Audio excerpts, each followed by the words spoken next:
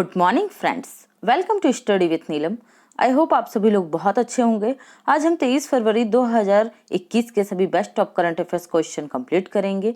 आप लोगों को बता देना चाहती हूँ, जो हमारे 17 फरवरी से लेके 22 फरवरी तक का जो करंट अफेयर्स है, इसकी एक डेडिकेटेड वीडियो आपको कल इवनिंग तक प्राप्त हो जाएगी। ओके, तो टेंशन ना लें आप लोग। आज से आपका जो दिन कंटिन्यू करना था, इसलिए आज से हमने 23 फरवरी को चुना है। ओके, चलिए तो शुरू करते हैं आज का लेक्चर फटाफट।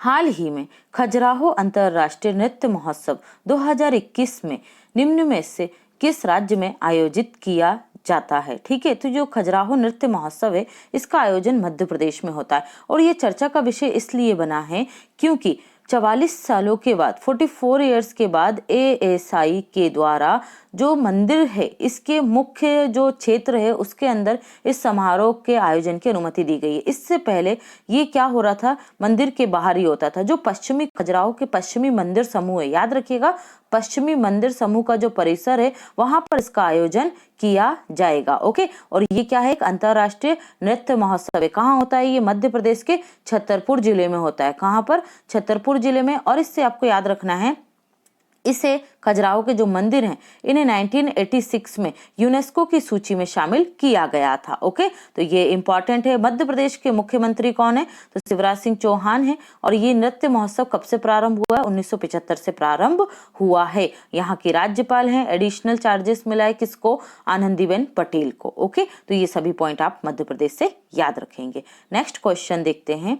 हाल ही में निम्न में से किसके द्वारा 23 फरवरी 2021 को doctor Shyama Prasad Mukherjee institute of medical science and research का उद्घाटन किया जाएगा? तो राइट आंसर होगा प्रधानमंत्री नरेंद्र मोदी के द्वारा। प्रधानमंत्री नरेंद्र मोदी 23 फरवरी को करेंगे doctor Shyama Prasad Mukherjee institute of medical sciences and research, और इसका उद्घाटन किया जाएगा IIT खड़गपुर में। कहाँ पर?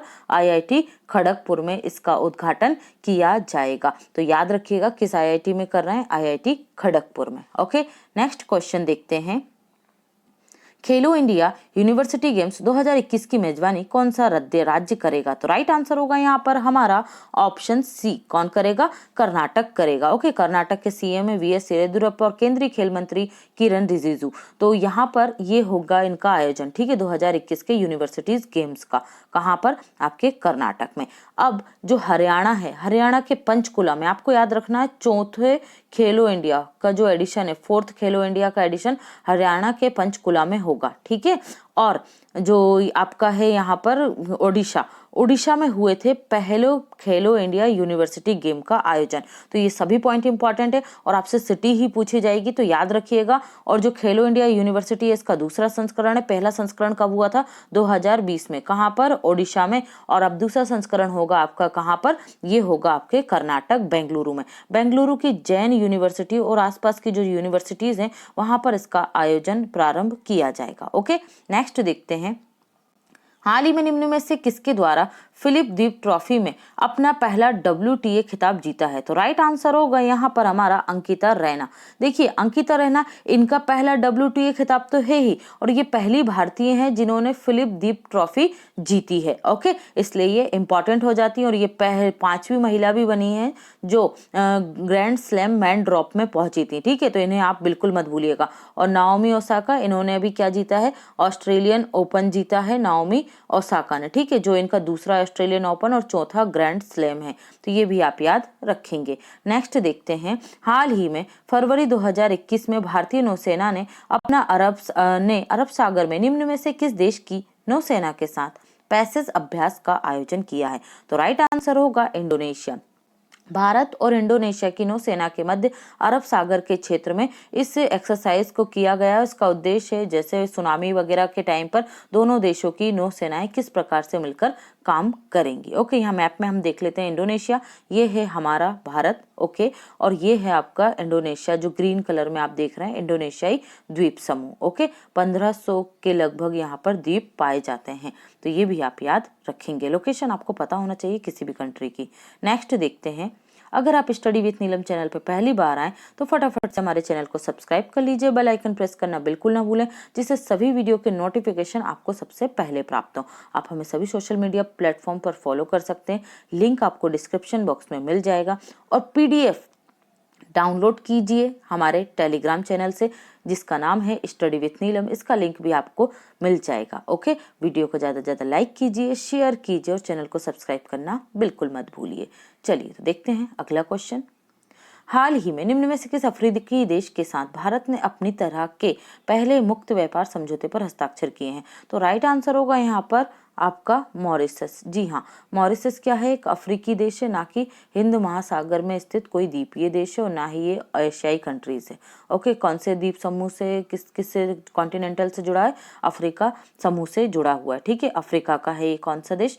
मॉरिशस। ठीक है, और यहाँ पर अभी मालदीव और मॉरिशस की यात्रा पर है कौन? हमारे विदेश मंत्री एस जयशंकर। और इसी यात्रा के दौरान मॉरिशस के साथ साइन किया गया है ये क्या?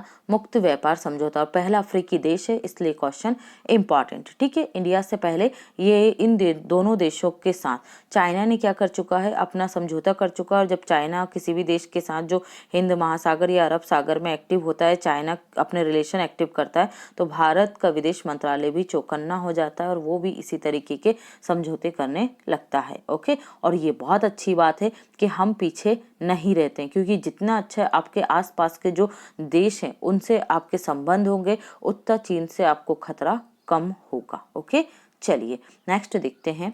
यहाँ पर लोकेशन ये है हमारा इंडिया, और यहाँ पर आप आएंगे दक्षिण में तो यहाँ पर आपको मिलेगा मॉरिशस, और इसके पड़ोसी कौन है? मेडागास्कर। ओके, तो ये है आपका मॉरिशस, और जो अफ्रीकन यूनियन है उसका हेडक्वार्टर आपको मिलेगा इथोपिया में। ठीक है, अफ्रीकन जो यूनियन देश हैं इनका एक हेडक्वार्टर है, वो मिलेगा आपको इथोपिया में। और ये है हॉर्न ऑफ अफ्रीका की कंट्रीज। ठीक है, ये सींग की तरह दिख रहा है आपको, तो इसे क्या बोला जाता है? Horn of Africa. ठीक है, सोमालिया, इरिट्रिया और जिबूती, ये क्या है? हॉर्न ऑफ अफ्रीका की कंट्रीज हैं, तो ये एग्जाम में पूछी जाती हैं, इसलिए आप इसे याद रखिएगा। नेक्स्ट देखते हैं, हाल ही में किस राज्य की विधानसभा में पहली बार राष्ट्रीय गान बजाया गया? तो राइट आंसर होगा नागालैंड। कोई बड़ी बात नहीं है, मतलब बहुत बड़ी बात है, चौंकने वाली बात है, क्योंकि देखिए जो नागालैंड है इसको स्टेटहुड प्राप्त हुई थी दिसंबर इसे प्राप्त हुई थी। ठीक है, तो इसको जो स्टेटहुड प्राप्त हुई थी 70s के एरा में, तब से यहाँ पर क्या नहीं हुआ था? विधानसभा में जो भारतीय राष्ट्रीय गान इसको नहीं गाया जाता था। इसका मुख्य कारण था वहाँ पर जो कुछ सेपरेटिस्ट थे, ठीक है, अलग अलग समूह थे जो क्या चाहते थे? नागालैंड को एक वो बनाना चाहते थे, अलग देश बनाना चाहते थे, इनका अलग झंडा हो, ठीक है, इनका अलग पहचान मिले। लेकिन ये सारे जो नॉर्थ ईस्ट के जितने भी विवाद थे क्षेत्रीय, उन्हें शांत करते हुए नागालैंड में भी ये विवाद कम हुए हैं। तो दिसंबर 1963 के बाद पहली बार 2021 में गाया गया है, वहाँ की विधानसभा में बजाया गया है भारतीय राष्ट्रगान। ओके, इसलिए ये इम्पॉर्टेंट हो जाता है। कब? फरवरी 2021 में। तो ये डेट भी याद रखेंगे, कभी कभी डेट पूछ ली जाती है। क्लियर है? नेक्स्ट देखते हैं नागालैंड। ये देखिए मैप में, यहाँ पर आपको दिखेगा नागालैंड, कैपिटल है कोहिमा, और इसकी सीमा किस किस से लग रही है? यहाँ पर म्यांमार से लगती है, तो ये आप याद रखेंगे।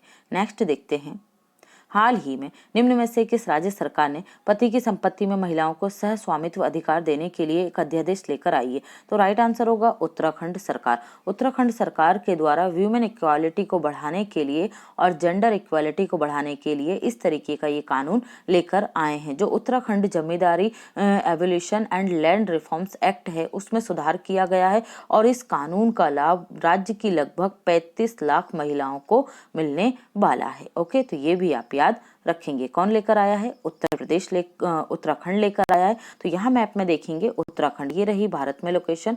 ठीक है, इसकी 2 राजधानियां हैं, एक है देहरादून और ग्रीष्मकालीन राजधानी है इसकी ये है गैरसैंण। ओके, तो दोनों को आप याद रखेंगे, शीतकालीन देहरादून है, ग्रीष्मकालीन गैरसैंण है। राज्यपाल है बेबी रानी मौर्य और मुख्यमंत्री हैं यहाँ के त्रिवेंद्र सिंह रावत। ओके, तो ये है उत्तराखंड। नेक्स्ट देखते हैं क्वेश्चन, हाल ही में किस केंद्र शासित प्रदेश के मुख्यमंत्री ने अपने पद से इस्तीफा दे दिया है? तो राइट आंसर होगा पुदुचेरी। देखिए, हमने पहले भी इससे पहले देखा था कि जो पुदुचेरी है यहाँ पर पॉलिटिकल क्राइसिस चल ही रहा है। ठीक है, किरण बेदी जो यहाँ की उपराज्यपाल थी उन्हें हटाया गया। फिर जो तेलंगाना की उपराज्यपाल थी तमिलिसाई सौंदरराजन, इन्हें यहाँ की उपराज्यपाल बनाया गया, एडिशनल चार्ज दिया गया। अब यहाँ पर क्या हुआ था, जब कांग्रेस के 4 विधायकों ने इस्तीफा दे दिया था, वो उसमें से 2 विधायक बीजेपी में चले गए थे, तो उसके बाद कांग्रेस बहुमत साबित नहीं कर पाई। तो बहुमत की कमी की वजह से कांग्रेस अपने बहुमत तक नहीं पहुंच पाई और इसलिए जो यहाँ के मुख्यमंत्री थे नारायणसामी, इन्होंने अपने पद से इस्तीफा दे दिया है। ठीक है, तो अब ना राज्यपाल है वहां पर, मतलब ना मुख्यमंत्री है और ना ही राज्यपाल है। अब देखते हैं आगे क्या होता है। क्लियर है, याद रखिएगा। क्या है पांडिचेरी की कैपिटल, तो आप मुझे कमेंट सेक्शन में बताएंगे। ओके, पांडिचेरी की कैपिटल क्या है। नेक्स्ट देखते हैं आज का क्वेश्चन। हाल ही में जापान की नाओमी ओसाका ने अपना 4था ग्रैंड स्लैम खिताब जीता, निम्न में से किसे हराकर। तो उन्होंने किसे हराया है और किसे हराकर अपना 4था ग्रैंड स्लैम जीता है। आपको इस ग्रैंड स्लैम से जुड़ी हुई नाओमी ओसाका से जुड़ी जितनी भी उपलब्धियां पता हैं, याद हैं, रिसर्च कीजिए और उन्हें कमेंट सेक्शन में लिखिए। ओके, चलिए, ये था आज का हमारा लेक्चर। आई होप आपको पसंद आया होगा, और पसंद आया है तो ज़्यादा से ज़्यादा वीडियो को लाइक कीजिए, शेयर कीजिए और चैनल को सब्सक्राइब करना बिल्कुल मत भूलिए। Have a great day and take care.